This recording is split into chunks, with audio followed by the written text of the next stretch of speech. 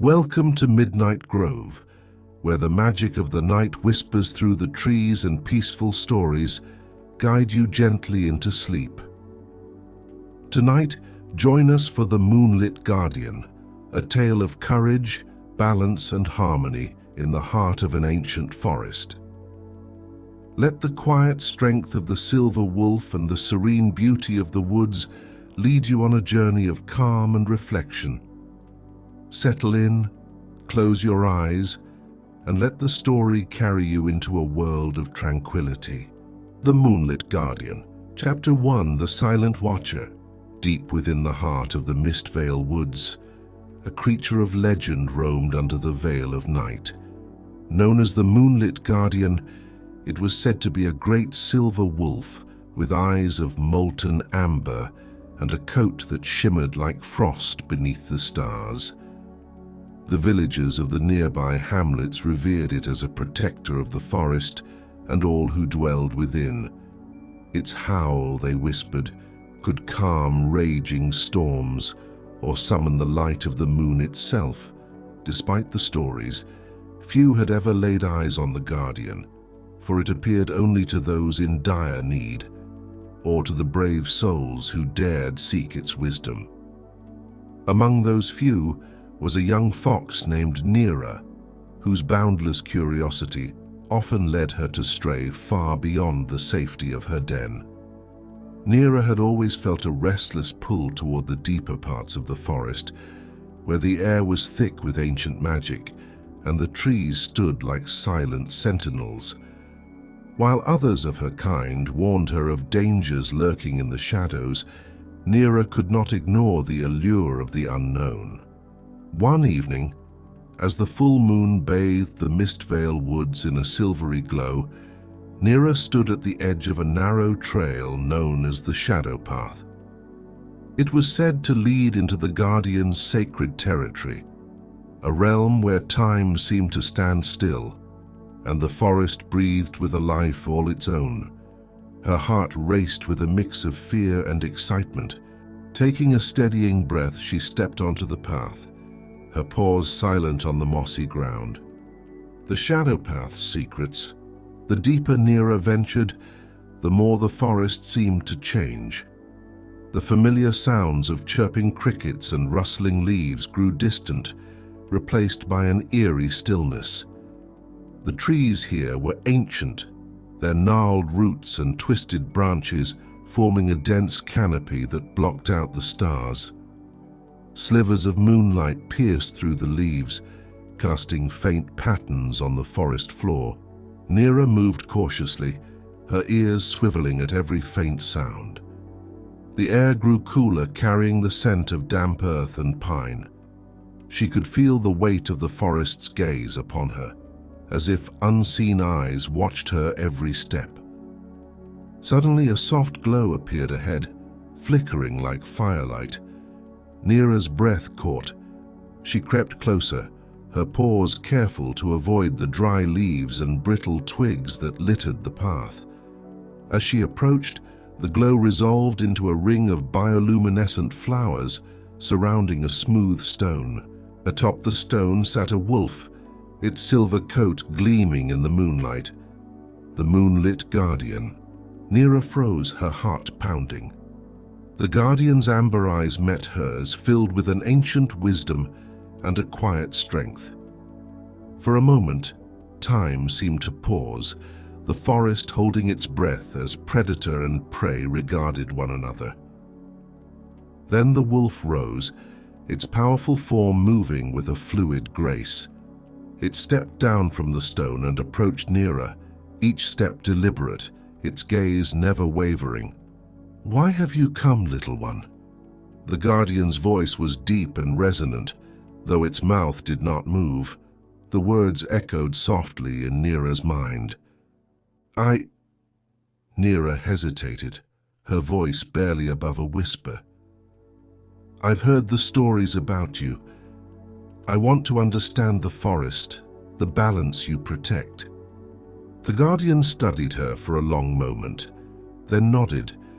Few seek such knowledge, and fewer still are ready to receive it. But the forest has chosen you, Nira. If you are willing to learn, I will guide you. The first trial. The guardian turned and began to walk, its silver form gliding silently through the underbrush. Nira followed, her small paws quick as she kept pace. They moved deeper into the forest, where the trees stood even taller, and the air grew thick with mist. Soon they came upon a small stream, its waters sluggish and murky. Fallen branches and clumps of moss clogged the flow, creating a stagnant pool. The once clear water was now dark and lifeless, and the air around it carried a sour, unpleasant odor. The forest suffers when its balance is disrupted, the guardian said, its voice low. This stream once brought life to the creatures of this glade. Now it brings only decay. Nira's ears flattened. How can I help? The guardian's amber eyes softened. Clear the way and the stream will flow once more, but know this: balance requires effort, and effort requires courage.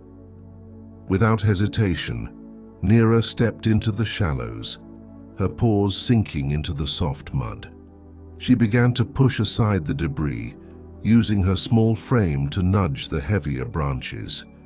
The task was harder than she expected. The weight of the waterlogged wood tested her strength, and the chill of the water seeped into her fur. Hours passed, and Nira's muscles ached with exertion, but she did not stop.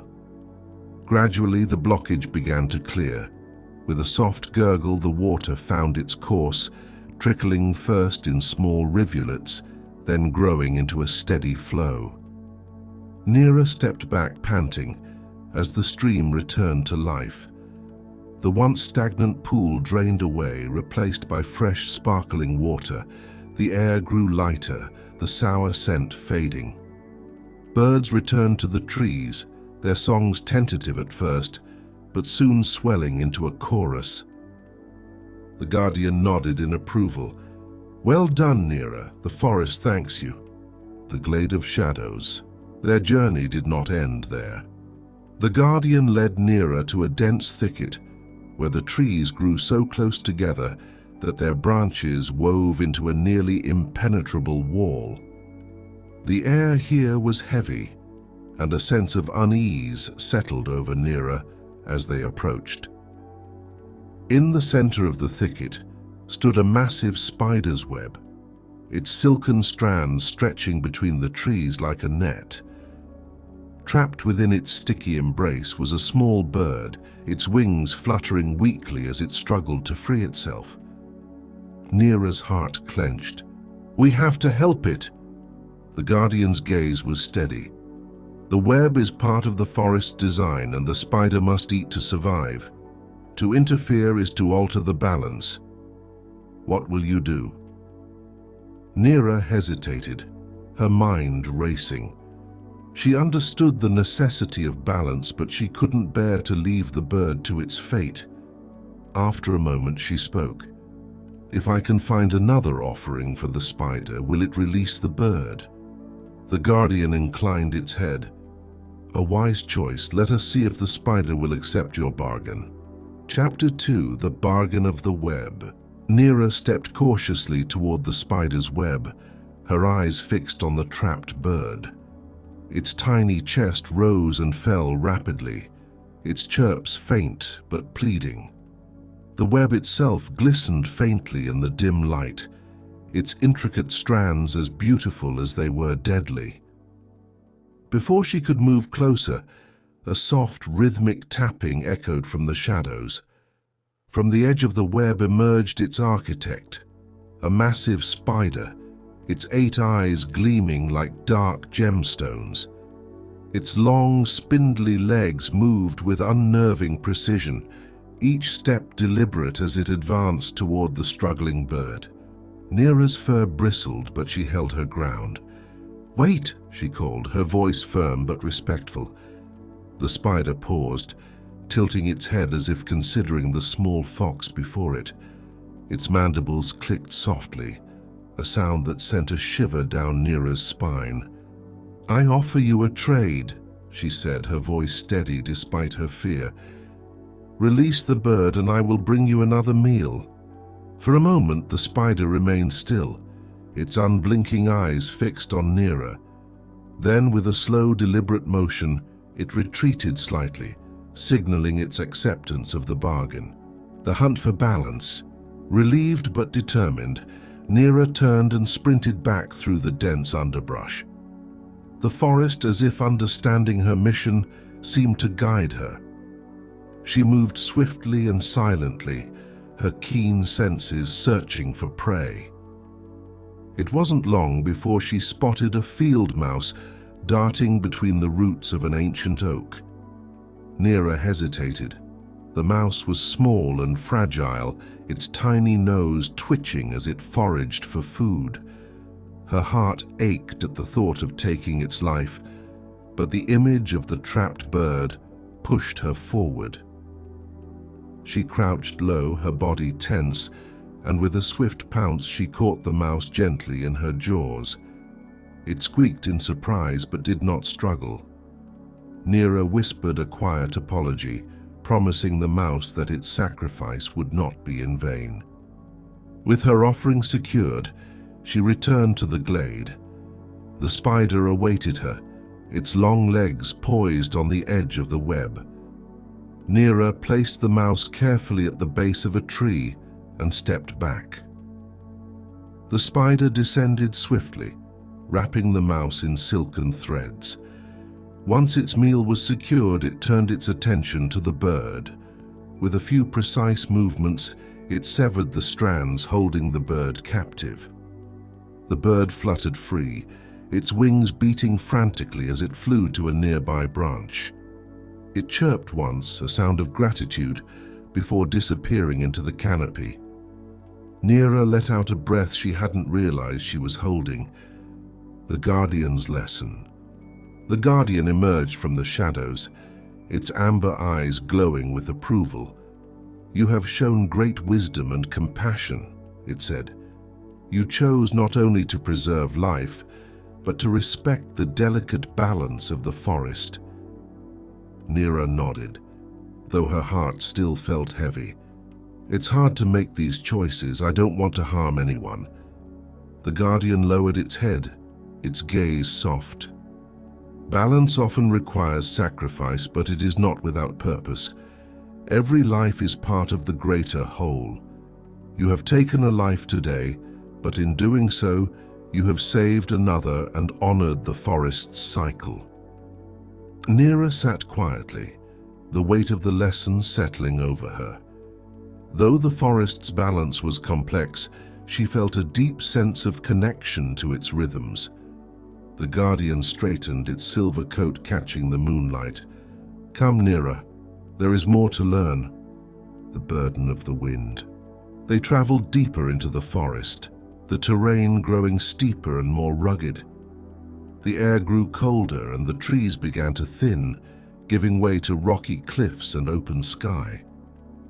As they climbed, Nera noticed a strange stillness. The wind, which normally whispered through the trees and carried the scent of pine and moss, was absent. The air was heavy, and the silence pressed down on her like a weight. At the top of the ridge, they found the source of the disturbance. A massive tree, its trunk split and its roots exposed, lay across a narrow canyon. The fallen giant had created a dam of branches and debris, blocking the natural flow of air through the valley. "The wind carries life through the forest," the Guardian explained. "It spreads seeds, cools the earth, and clears the skies. Without it, the forest will wither." Nera approached the fallen tree, her paws brushing against its rough bark. "How can I help?" The Guardian's voice was grave. "The tree must be moved, but it will not be easy and you cannot do it alone." Chapter 3: The Call of Allies. Nera's ears perked at the sound of rustling leaves and soft footfalls. From the shadows emerged two other animals, a great stag with antlers that seemed to scrape the sky, and a black bear whose massive frame moved with surprising quiet. "These are your allies," the guardian said. "The forest has called them to aid you." The stag dipped its head in greeting, its dark eyes calm and wise. The bear let out a low huff, its breath visible in the cool air. Nera felt a surge of gratitude and determination. Together, they set to work. The stag used its powerful antlers to lever the heavy branches, while the bear pushed with its immense strength. Nera darted between them, clearing smaller debris and guiding their efforts. The work was grueling, and the sun began to dip toward the horizon, casting long shadows over the ridge. But none of them faltered. Slowly, the fallen tree began to shift. With a final mighty push from the bear, the tree rolled free, crashing into the canyon below. A rush of air swept through the valley, stirring the leaves and carrying with it the fresh scent of the forest. Nera stood at the edge of the ridge, her chest heaving with exertion. The wind whispered through her fur, cool and invigorating. She turned to her allies, gratitude shining in her eyes. A new dawn. The guardian stepped forward, its gaze filled with quiet pride. "You have restored the breath of the forest, Nera. Through your courage and the strength of your allies, balance has been returned." Nera bowed her head, humbled by the guardian's words. "I couldn't have done it alone." The stag and bear each offered a silent farewell before retreating into the forest. Nera watched them go, her heart full of respect for the creatures who had come to her aid. As the first light of dawn touched the sky, the guardian turned to Nera. "You have proven yourself a true keeper of the forest's balance, but your journey is far from over. There will always be challenges, and the forest will call upon you again."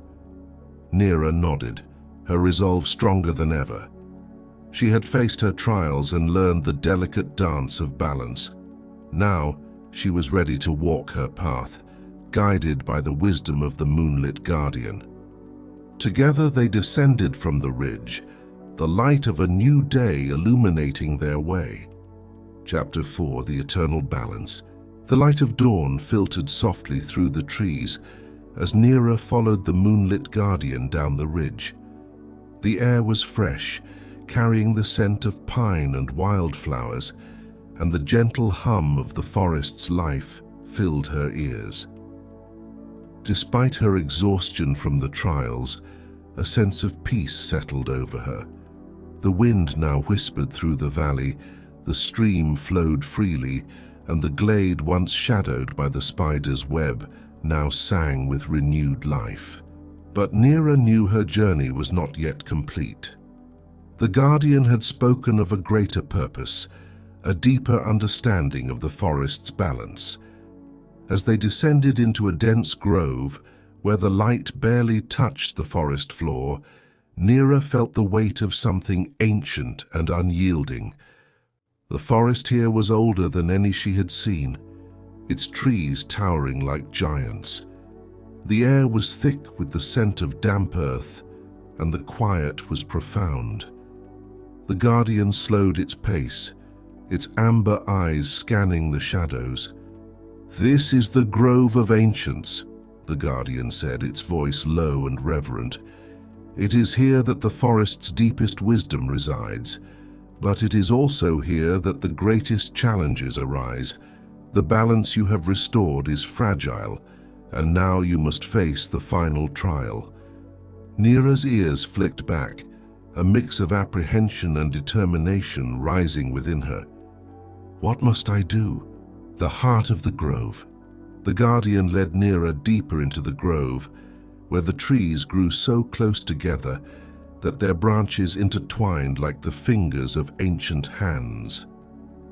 The forest floor was covered in a thick carpet of moss, and the air was heavy with the scent of decay and renewal.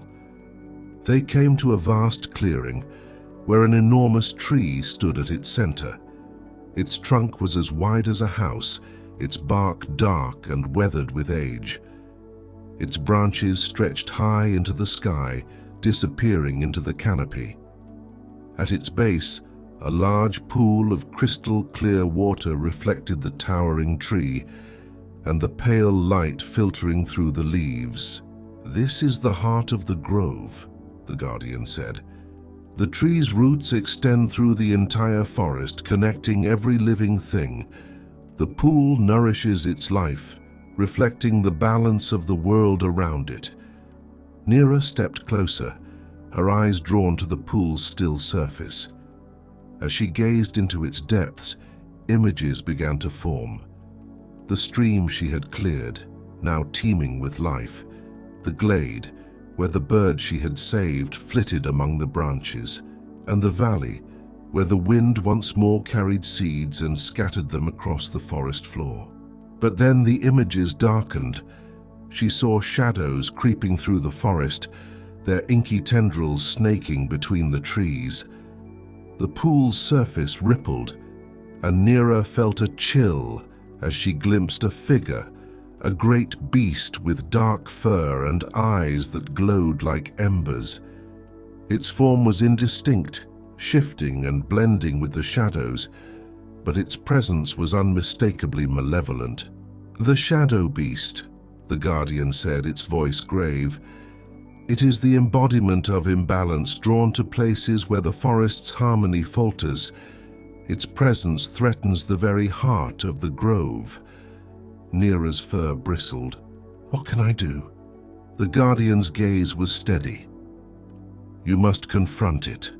The beast cannot be defeated by force, but by understanding and resilience. You carry the light of the forest within you. Use it to restore the balance." The rise of the beast, as if summoned by the guardian's words, the shadows around the clearing began to shift. The air grew colder, and a low, guttural growl echoed through the grove.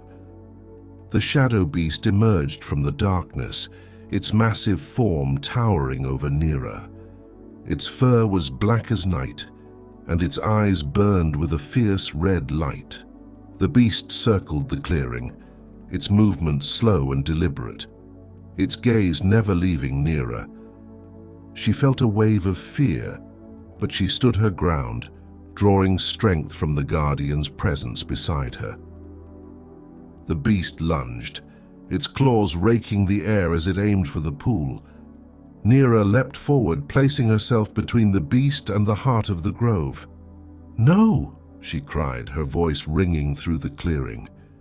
The beast hesitated, its glowing eyes narrowing. It growled again, but this time it did not attack. Instead, it seemed to watch her, its form rippling like smoke. Neera closed her eyes, drawing upon the light within her. She remembered the guardian's teachings. Balance required understanding, not dominance. She took a deep breath, her fear melting away, replaced by a calm certainty. "And you don't have to destroy," she said softly, her voice steady. "The forest thrives in harmony.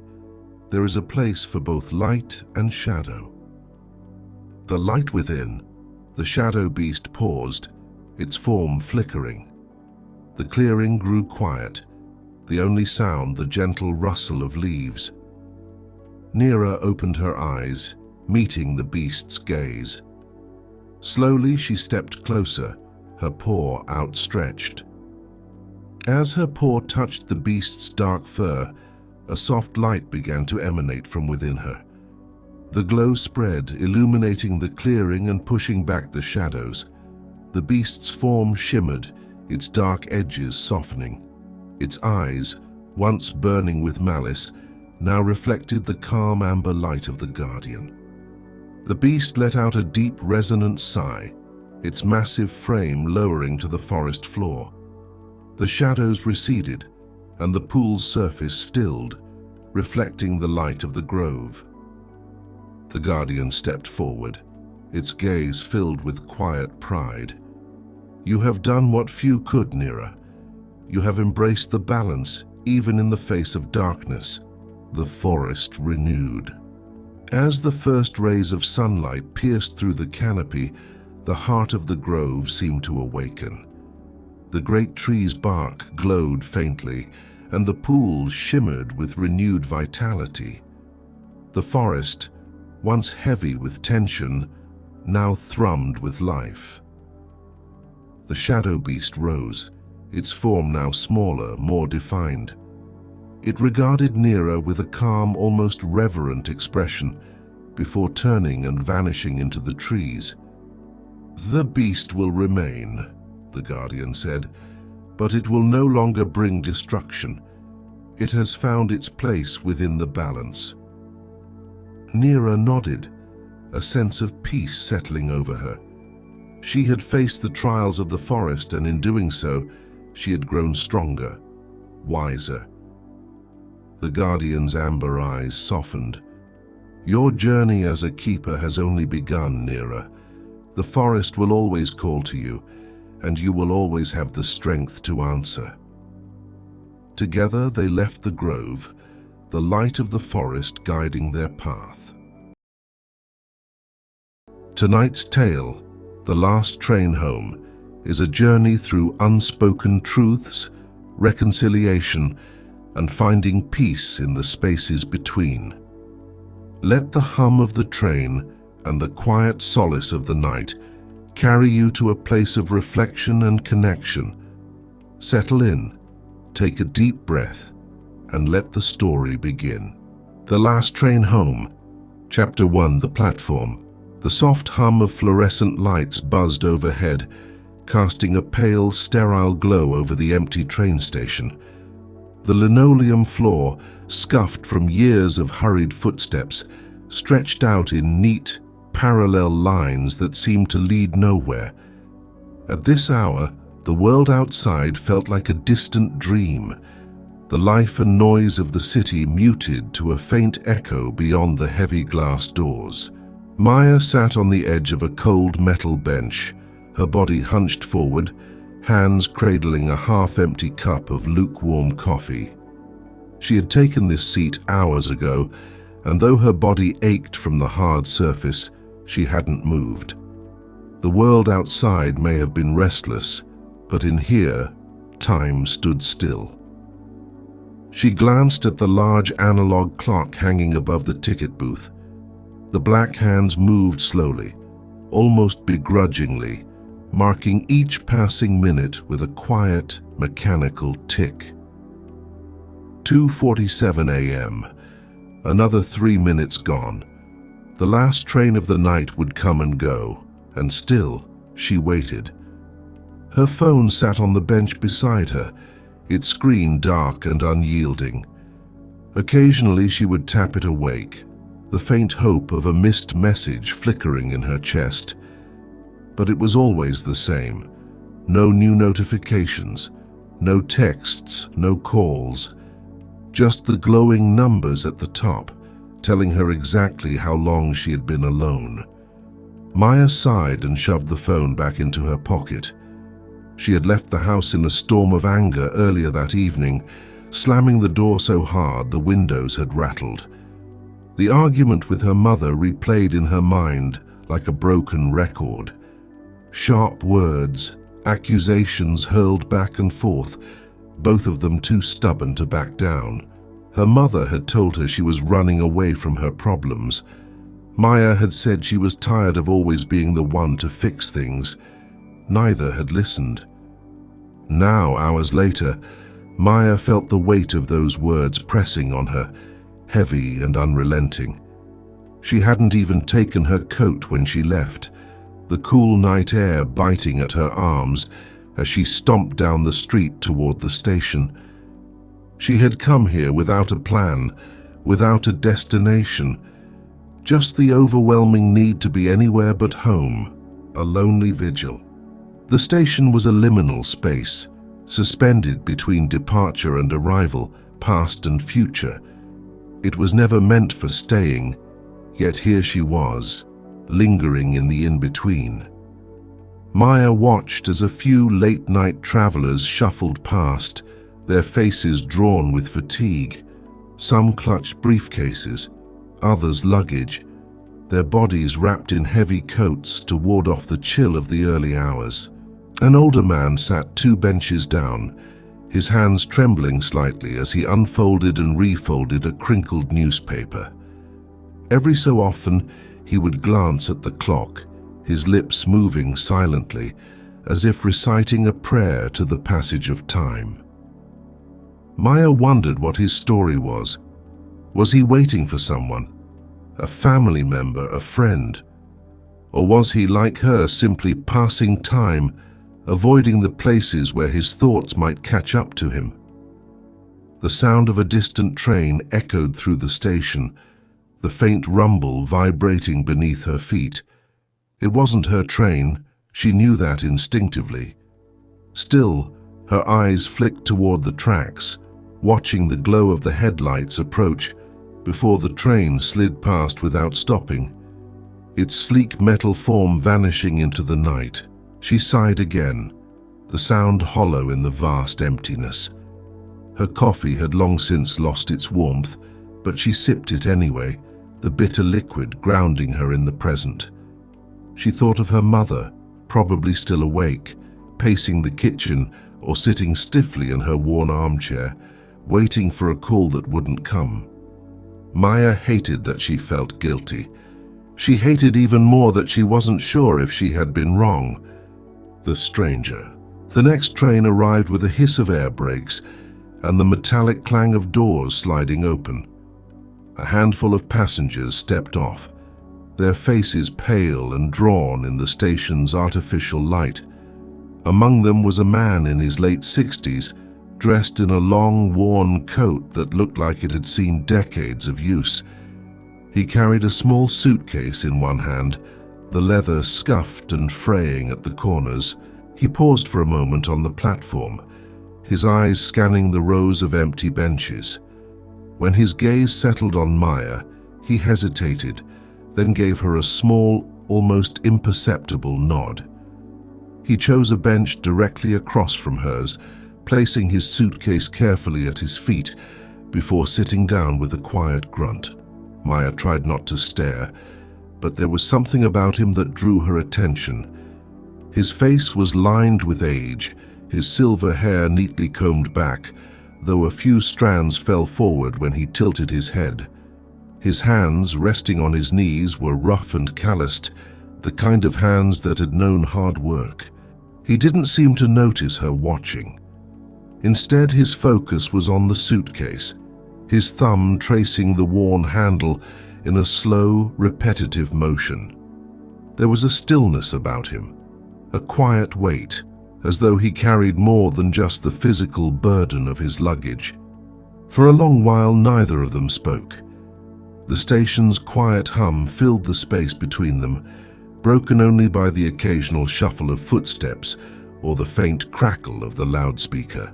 Finally, the man looked up, his amber eyes meeting hers. His voice, when he spoke, was low and steady, like the rumble of distant thunder. "Waiting for someone?" he asked. Maya hesitated, unsure how to respond. The question felt too close, too direct, cutting through the wall of silence she had built around herself. She considered deflecting, offering a vague excuse, but something in his gaze made her pause. "No," she said quietly, "not really." The man nodded, as if her answer made perfect sense. He leaned back slightly, his eyes drifting toward the tracks. "Sometimes, waiting's the hardest part." His words lingered in the air, simple yet profound. Maya felt a strange sense of understanding pass between them, as if they shared some unspoken truth. She wanted to ask him more, where he was going, why he was here, but the words caught in her throat. The departure. The last train of the night arrived with a low, mournful whistle. Its headlights cut through the dimness, illuminating the platform as it slowed to a stop.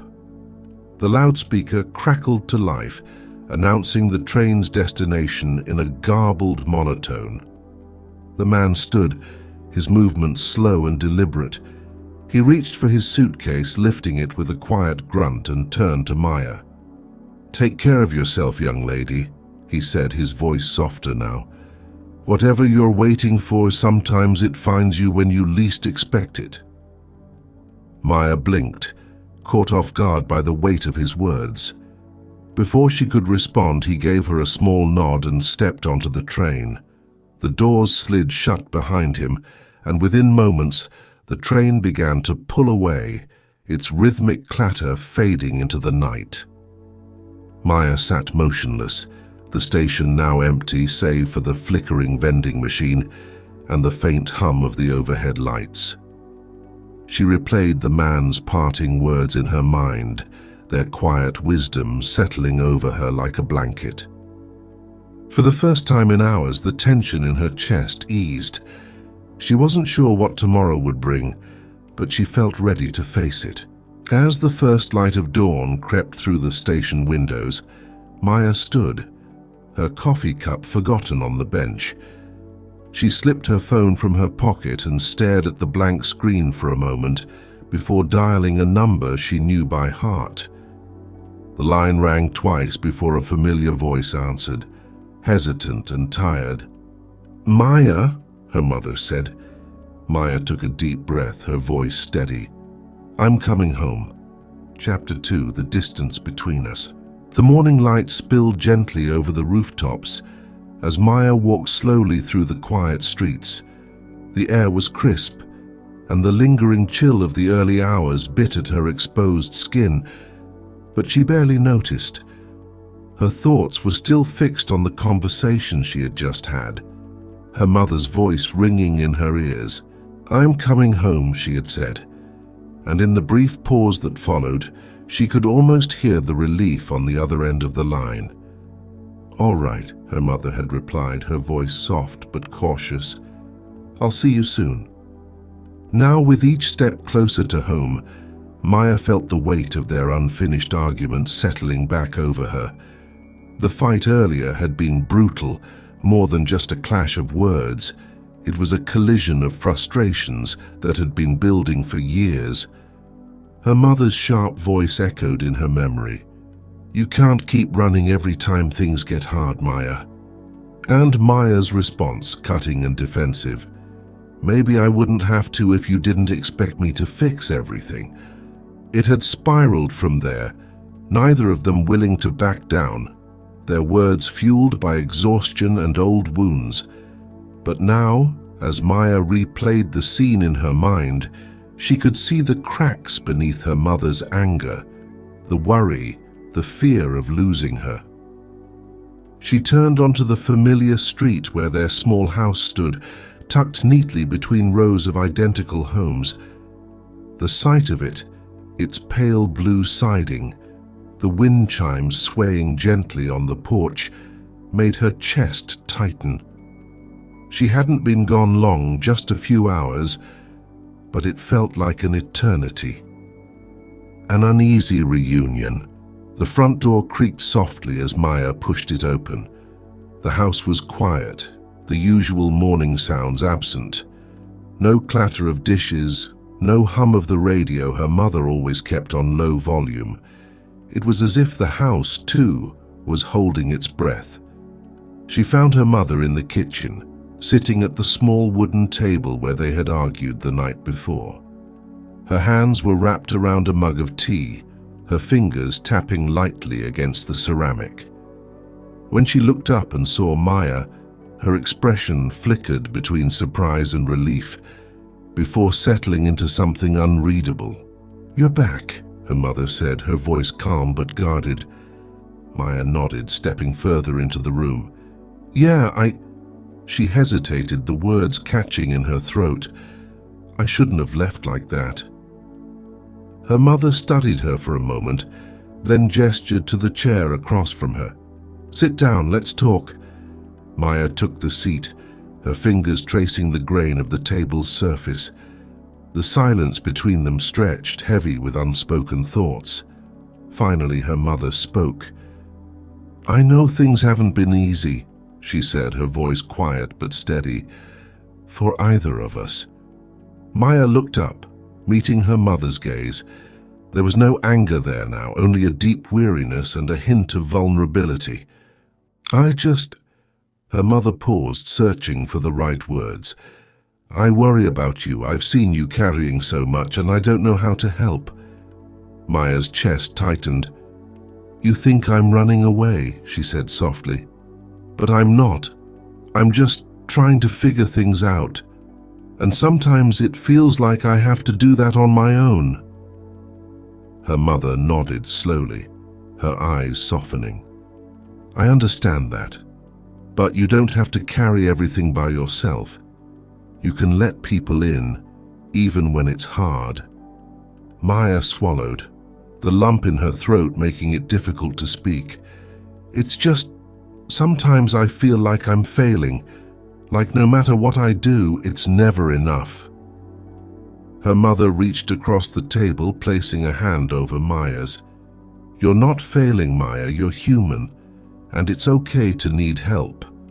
The simple truth of those words hit Maya harder than she expected.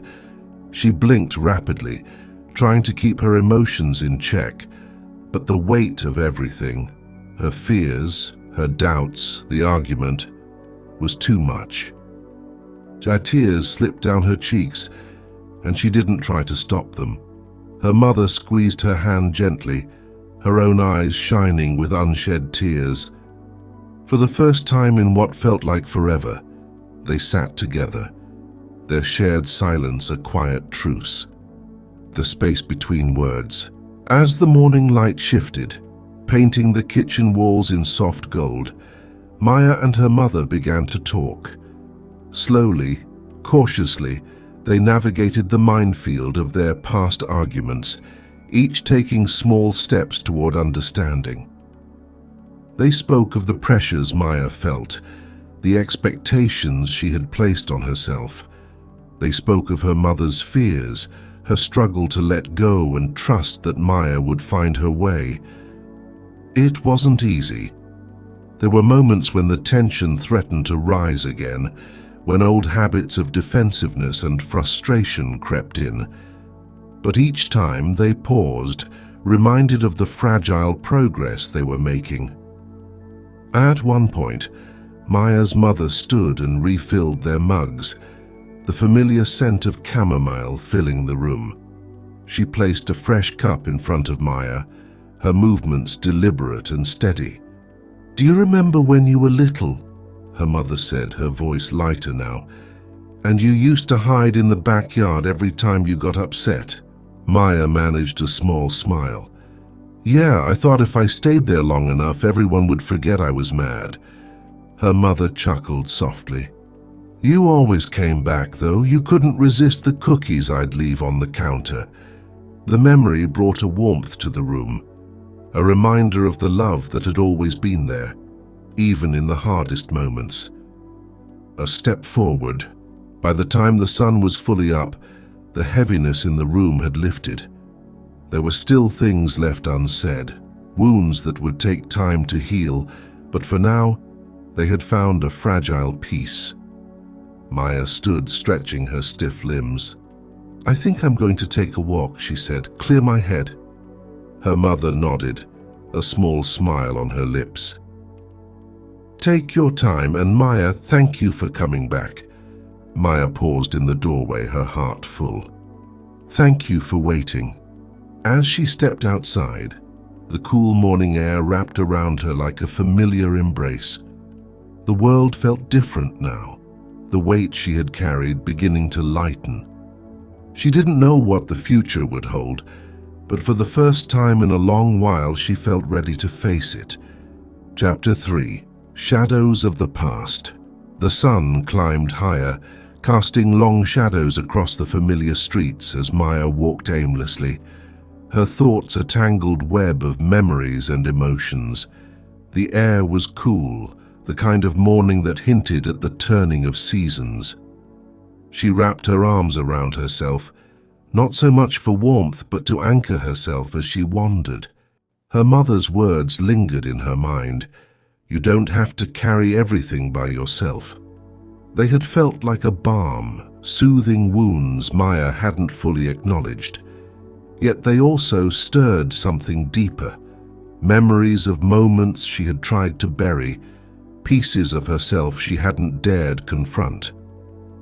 Maya's feet carried her to a small park she hadn't visited in years. It was quiet now, the playground empty, the swings swaying gently in the breeze. She sat on one of the benches, the wood worn smooth from years of use, and let her gaze drift. Here in the stillness, the past began to surface. The weight of memory. Maya was 14 the last time she had sat in this park. Her world fractured in a way she hadn't known could happen. It had been late autumn, the air sharp and biting when her father had left. He hadn't slammed the door or raised his voice. He had simply packed a bag and walked out, leaving behind an empty chair at the dinner table and an ache that never quite went away. Maya had come here that night, sitting on the same bench, her heart heavy with questions she couldn't ask and feelings she didn't know how to name. For months afterward, the park had been her refuge, a place where she could escape the tension that filled the house. She would sit for hours, watching the leaves fall and listening to the distant hum of traffic, waiting for a sense of clarity that never came. Now, years later, the pain of that time still lingered, a quiet echo in the background of her life. Her father's absence had shaped her in ways she didn't fully understand, leaving her with a deep-seated fear of abandonment and an almost instinctive need to protect herself. As she sat there, the weight of those memories pressed down on her, but this time she didn't push them away.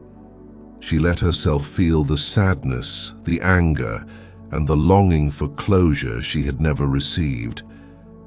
A familiar face, the sound of approaching footsteps pulled Maya from her thoughts. She looked up to see an elderly woman walking slowly along the path, her cane tapping softly against the ground. Maya recognized her immediately. Mrs. Holloway, her old neighbor, who had lived next door to her family for as long as she could remember. Mrs. Holloway's face lit up with a warm smile when she saw Maya. "Well, if it isn't little Maya," she said, her voice rich with affection. "I haven't seen you in ages." Maya stood, returning the smile. "Hi, Mrs. Holloway, it's been a while." The older woman reached out, placing a gentle hand on Maya's arm. "I was just thinking about your mother the other day. How is she? And how are you, dear?" Maya hesitated, unsure how much to share. "We're doing okay," she said finally. "Things have been a little rough lately, but we're figuring it out." Mrs. Holloway nodded, her eyes kind but knowing. "That's good to hear. You two have always been strong, even when life throws its hardest punches." They sat together on the bench, the years between them dissolving in the quiet comfort of shared history. For a while they talked about small things, weather, neighbors, memories of simpler times. But then, as the conversation lulled, Mrs. Holloway's tone grew more serious. "I've been meaning to tell you something," she said, her gaze fixed on the horizon. "Back when your father left, he came to see me." Maya's breath caught. "He did?" Mrs. Holloway nodded. "It was a few days after he left the house. He was sitting on his porch looking lost, so I went over to talk to him. He told me he felt like he'd failed you and your mother, that he didn't know how to fix things." Maya's chest tightened. "He never said any of that to us." "No, he didn't," Mrs. Holloway said gently. "But I think he wanted to. He was scared, Maya, scared of hurting you both even more." The words hung in the air, their weight sinking into Maya's heart. She had spent so many years angry at her father, blaming him for the pain he had caused. But now, for the first time, she saw the other side of the story. the fear and regret he must have carried. A new perspective.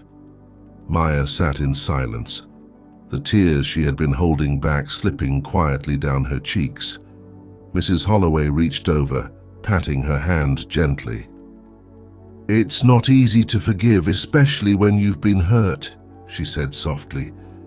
"But sometimes understanding is the first step." Maya nodded, her mind swirling with thoughts. She wasn't sure if she was ready to forgive her father, but she felt a shift, a small opening in the wall she had built around that part of her life.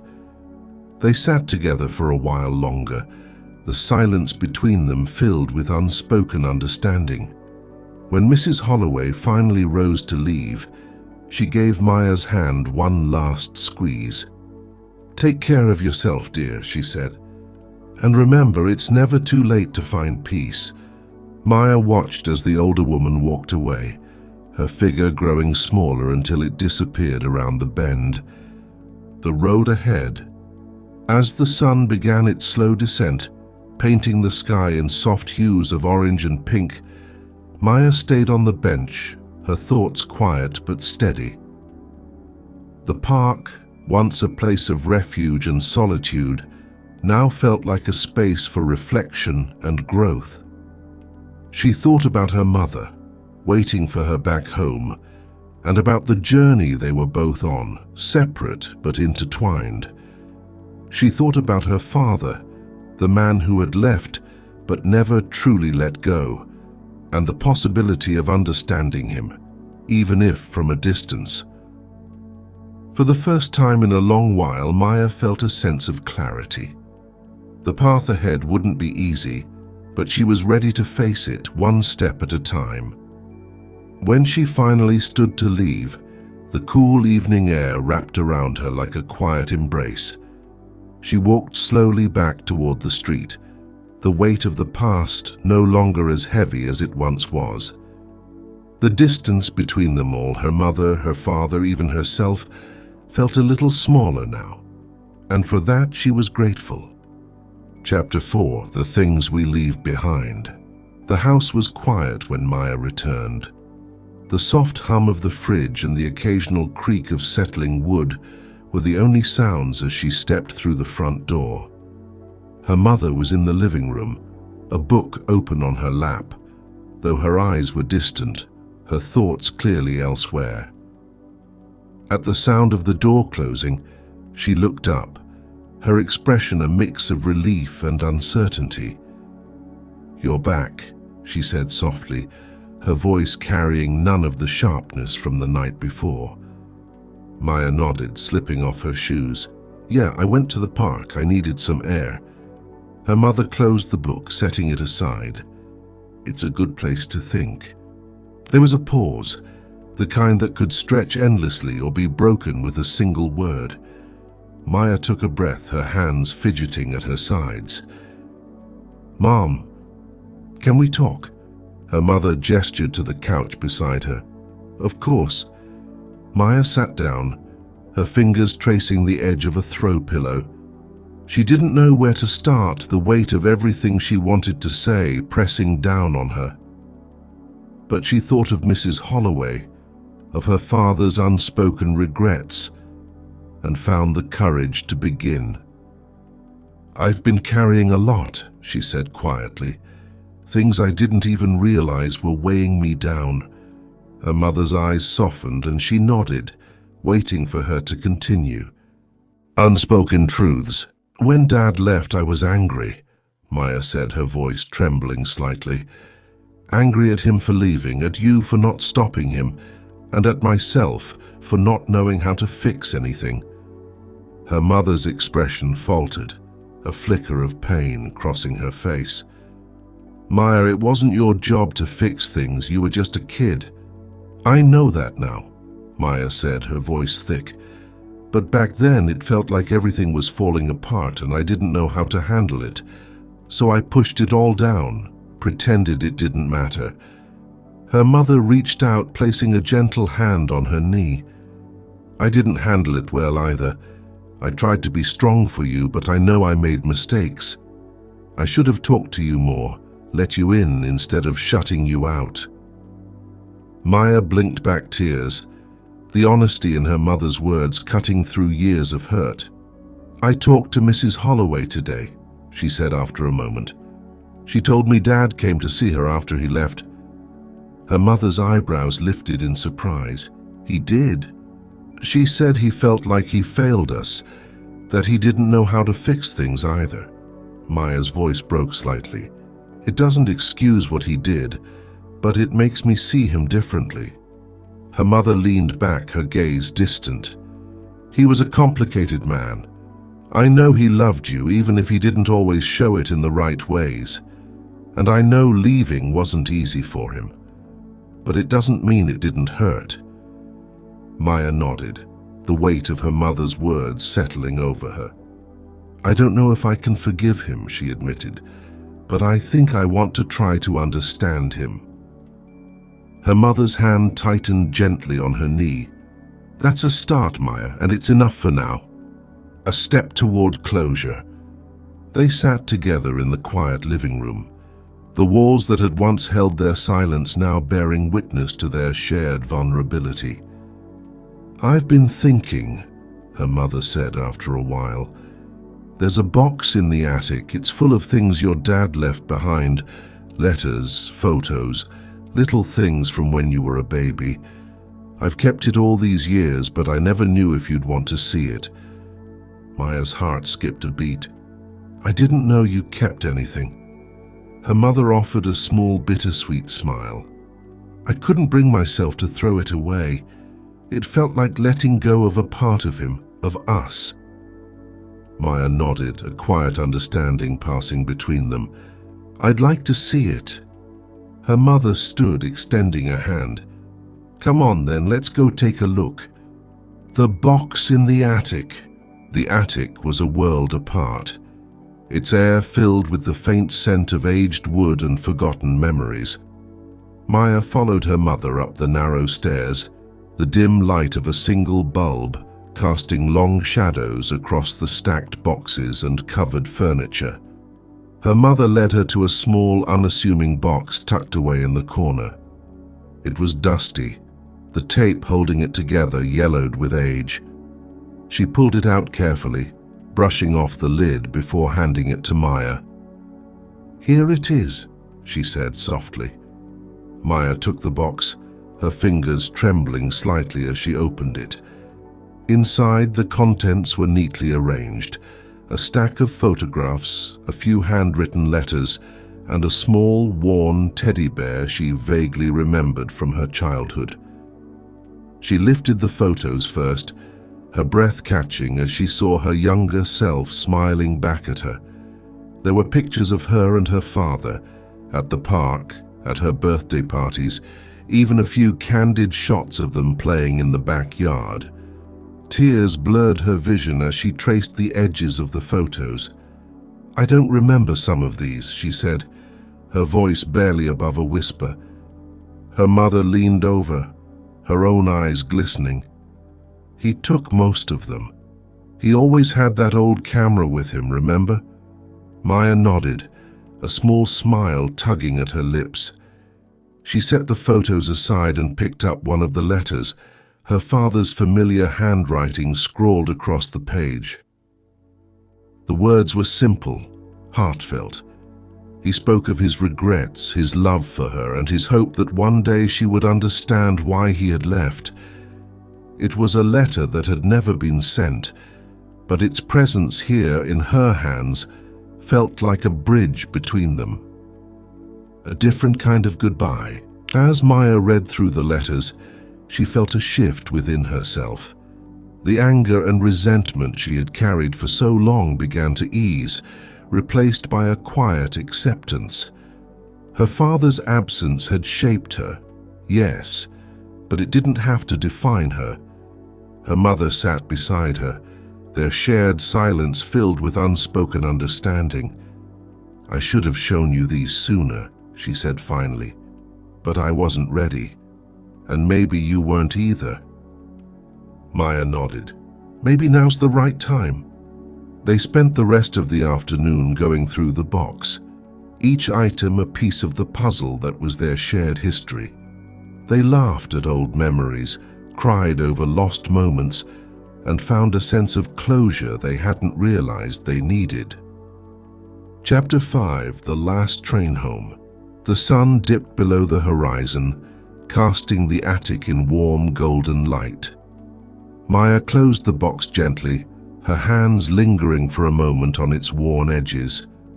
She felt a strange mix of emotions: sadness for what was lost, gratitude for what had been found, and a quiet determination to move forward. She turned to her mother, who had been watching her with a soft, understanding expression. "Thank you," Maya said, her voice steady, "for keeping this, for sharing it with me." Her mother smiled and pulled her into a tight embrace. "Thank you for being ready to see it." They descended the attic stairs together, the house below welcoming them back with its quiet familiarity. In the kitchen, her mother poured them both cups of tea, the warmth of the mugs grounding them in the present. For a while they sat in comfortable silence, the air between them lighter than it had been in years. But Maya's thoughts were elsewhere, on the letters, the photos, and the lingering question of what came next. An unexpected letter. The next day, as the morning sun filled the kitchen with soft light, Maya shuffled in, still groggy from sleep. She found her mother already at the table, a small stack of mail in front of her. "There's something for you," her mother said, sliding an envelope across the table. Maya's heart skipped a beat when she saw the handwriting. It was her father's, slightly shaky but unmistakably his. The return address was unfamiliar, and she hesitated for a moment, her fingers hovering over the envelope. With a deep breath, she opened it, her eyes scanning the brief note inside. "Maya, I've thought about you every day. I'm sorry for the pain I caused, and I hope one day we can talk. I'm ready whenever you are. Love, Dad." Maya set the letter down carefully, her mind swirling with emotions. She had imagined this moment before, the possibility of hearing from him, but now that it was real, she wasn't sure how to feel. Her mother watched her closely. "What does it say?" Maya handed her the letter, and her mother read it quietly, her expression thoughtful. When she finished, she looked up, her eyes filled with gentle encouragement. "It's up to you, Maya," she said softly, "but whatever you decide, I'll support you." The train ride. Maya spent the next few days thinking about the letter, rereading it in quiet moments, her emotions shifting with each pass. There were still unanswered questions, lingering fears, but beneath it all was a growing sense of clarity. One morning she made her decision. She packed a small bag, tucked her father's letter into her journal, and walked to the train station. Her mother walked beside her, their steps steady and unhurried. At the platform, Maya turned to her mother, who smiled warmly. "You've got this," she said, her voice steady with quiet confidence. Maya nodded, her heart swelling with gratitude. "I'll call when I get there." The train pulled into the station, its doors sliding open with a soft hiss. Maya stepped on, finding a seat by the window. As the train began to move, she watched her mother on the platform, her figure growing smaller until it disappeared from view. The meeting. The journey was long, the passing scenery blurring together as Maya's thoughts raced. When the train finally pulled into the small station near her father's town, she felt her nerves sharpen. She stepped onto the platform, the cool air brushing against her skin. Her father was waiting near the exit, his hands clasped nervously in front of him. He looked older than she remembered, his hair more silver, his frame slightly stooped. But his eyes, those familiar, kind eyes, met hers with a mix of hope and hesitation. "Maya," he said softly. She took a deep breath, her heart pounding, and stepped forward. "Hi, Dad." For a moment, they simply stood there, the weight of years between them. Then slowly he opened his arms and Maya let herself step into his embrace. It wasn't perfect, and it didn't erase the pain of the past, but it was a start. Moving forward. Over the next few days they talked about the years they had missed, the mistakes they had made, and the things they still hoped for. There were tears and moments of quiet, but also laughter and small shared joys. Maya began to see her father not as the man who had left, but as someone who had been lost, just as she had been. And in understanding him, she found a deeper understanding of herself. When it was time to return home, she felt a sense of peace. The journey wasn't over. There would be more conversations, more work to do, but for the first time, she felt ready to face it. As the train carried her back, she thought of her mother waiting for her, of the shared progress they had made. Together, they were rebuilding the connections that time and distance had strained. A quiet evening. When Maya stepped off the train, the familiar sights of her hometown greeted her. She walked back to the house, her heart full but light. Her mother was waiting on the porch, her smile warm and welcoming. "How did it go?" she asked as Maya climbed the steps. "It was good," Maya said, her voice soft but sure. "Really good." They sat together on the porch, the evening air cool and refreshing. Above them, the first stars of the night began to appear, their light steady and constant. For the first time in a long while, Maya felt truly at home.